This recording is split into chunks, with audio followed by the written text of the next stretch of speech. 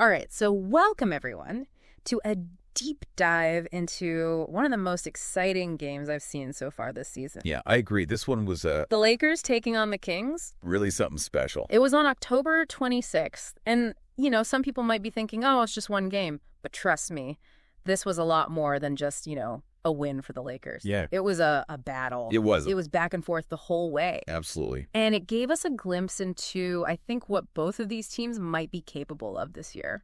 For sure. Yeah. The energy at Crypto.com arena was electric. Yeah. You could feel it even through the TV. Both teams clearly wanted this win badly. Yeah. And, that really showed in the way they played. So, okay, we have to start with LeBron. I mean, the guy put up a triple-double. Oh, yeah. 32 points, 14 rebounds, 10 assists. It's like he's found the fountain of youth or something. No. Are we sure he's not secretly a time traveler? He's definitely defying Father Time, that's for sure. But what's really interesting here is that it wasn't just about him racking up stats. It was about how he controlled the entire flow of the game. Think of him like a chess grandmaster, always thinking a few moves ahead, setting up his teammates. Wow. Dictating the pace. And the Lakers, to their credit, they played right into that. Their whole strategy seemed to revolve around leveraging LeBron's experience and his ability to just make everyone around him better. Yeah, but let's not forget the Kings pushed them every step of the way. Sabonis was a monster out there. Oh, yeah. With his own triple-double, 29 points, 12 rebounds, 10 assists.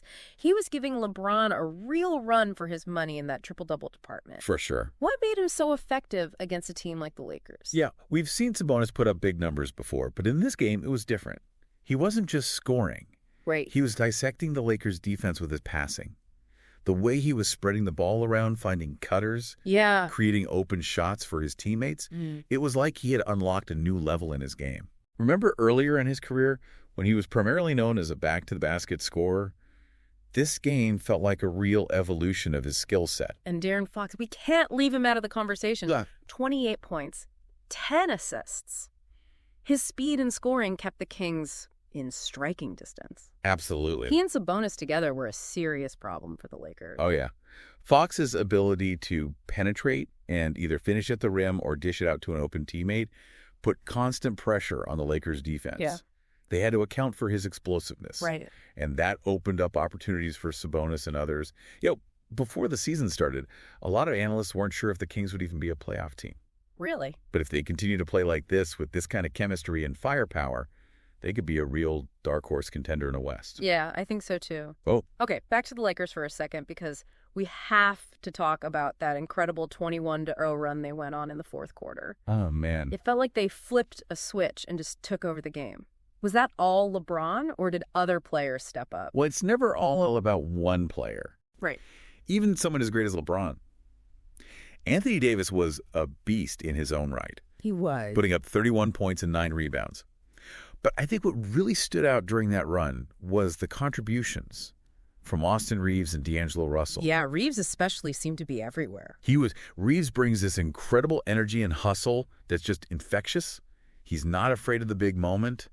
And he made some clutch plays during that run, both offensively and defensively. Yeah. And Russell, he was knocking down shots from outside, stretching the Kings' defense. Right. Giving LeBron and Davis more room to operate inside. This is what's scary about the Lakers. It's not just their star power. It's the depth of talent they have. Yeah. That kind of depth is essential for any team that wants to compete for a championship. And in the end, the Lakers pulled out the win 131-127, but man, it was close. It was. The Kings did not go down without a fight. So, thinking back on this game, what makes it stand out in your mind? I think what's fascinating about this game is that it wasn't just a showcase of individual talent. It was a clash of styles. Of strategies. And of two teams with something to prove. The Lakers, with their veteran experience and championship pedigree, showed that they're still a force to be reckoned with. Yeah. But the Kings, with their youth, their energy, and their never-say-die attitude, they made a statement, too. They're not just happy to be here. They're coming for the throne. For sure. They want to win it all. Even when the Lakers went on that huge run, the Kings never really seemed out of it. Yeah, I know, it's true. They kept fighting back. They kept making it interesting. That resilience really stood out to me, too. They didn't let the Lakers' star power or that big run intimidate them. Right. It felt like they truly believed that they could win. Exactly. They weren't just playing to keep the score close. They were playing to win. Right. And that speaks volumes about the culture that Coach Brown is building there. Yeah. They're not afraid of anyone, and they're not going to back down from a challenge. Speaking of Coach Brown, his strategies seem to be working. I mean, the Kings ball movement was really impressive. They were constantly finding the open man, swinging the ball around the perimeter, and making the Lakers work on defense. It's like they were playing a game of hot potato with the basketball, but in a good way. Right. They were so unselfish, always looking for the best shot, not just settling for the first decent look. Yeah. And that kind of offensive flow can be really demoralizing for a defense. Yeah. You can't relax for a second because the ball is moving so quickly, and you never know where the next shot is coming from.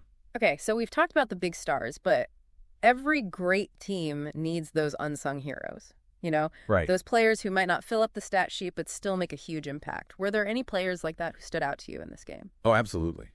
For the Lakers, I think Austin Reeves deserves a shout-out again.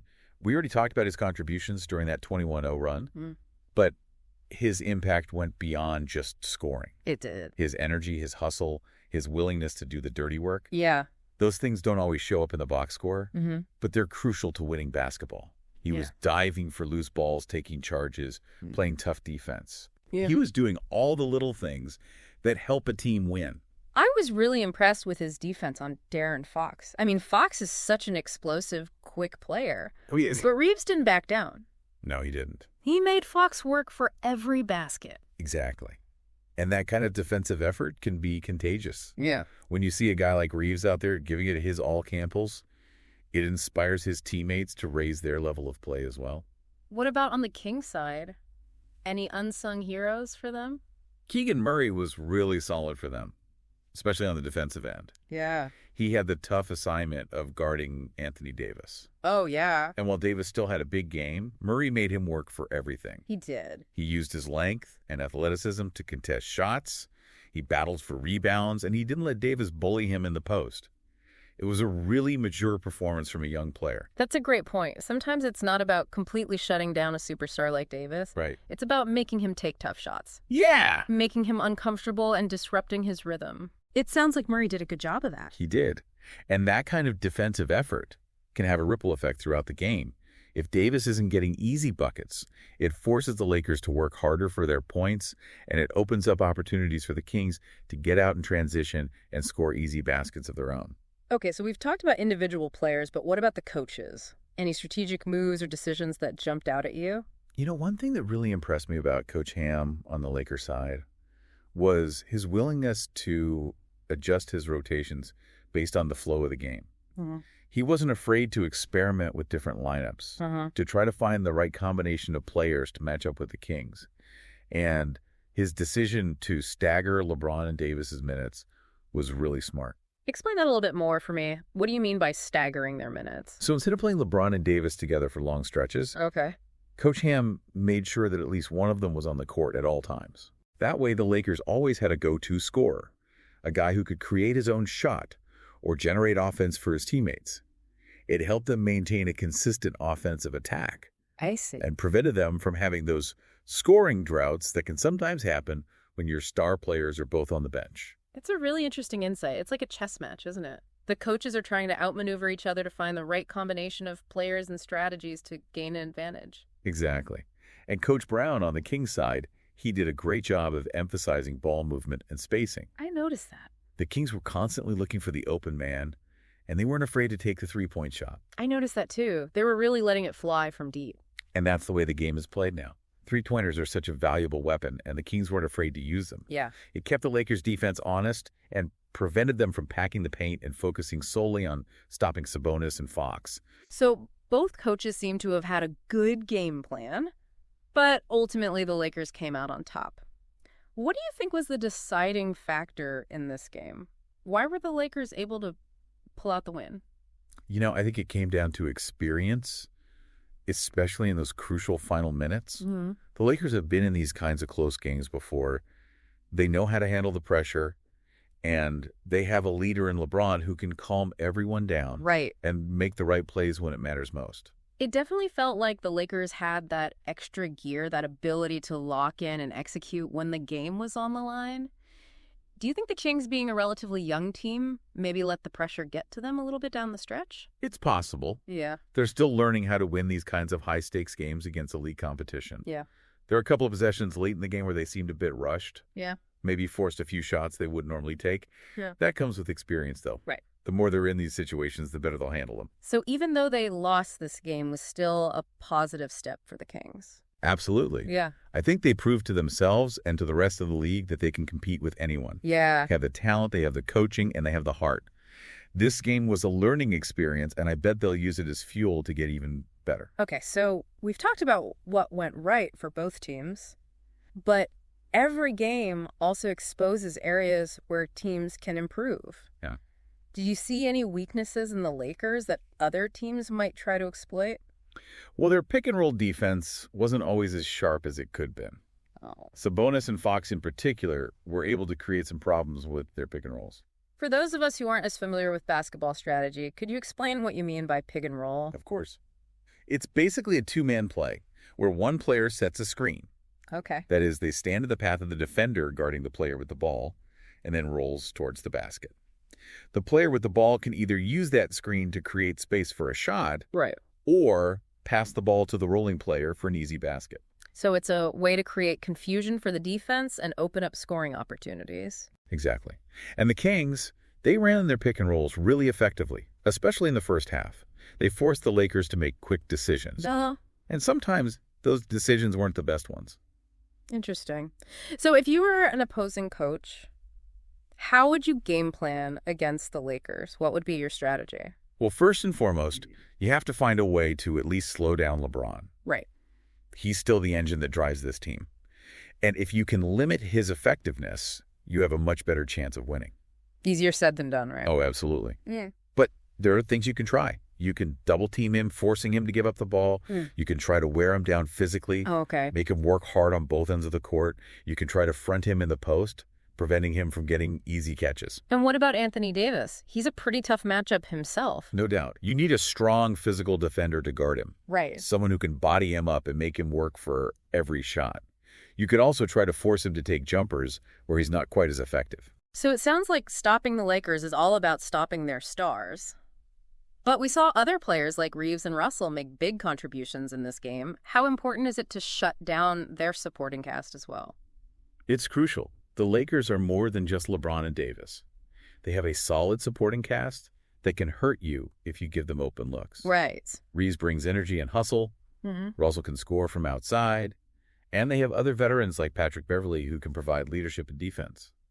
To beat the Lakers, you need to play a complete game. Yeah. You can't just focus on the stars. You have to shut down the entire team. So this win for the Lakers, while impressive, doesn't necessarily mean they're going to cruise to a championship. Not at all. Yeah. The West is incredibly competitive this year, and there are a lot of teams capable of beating them.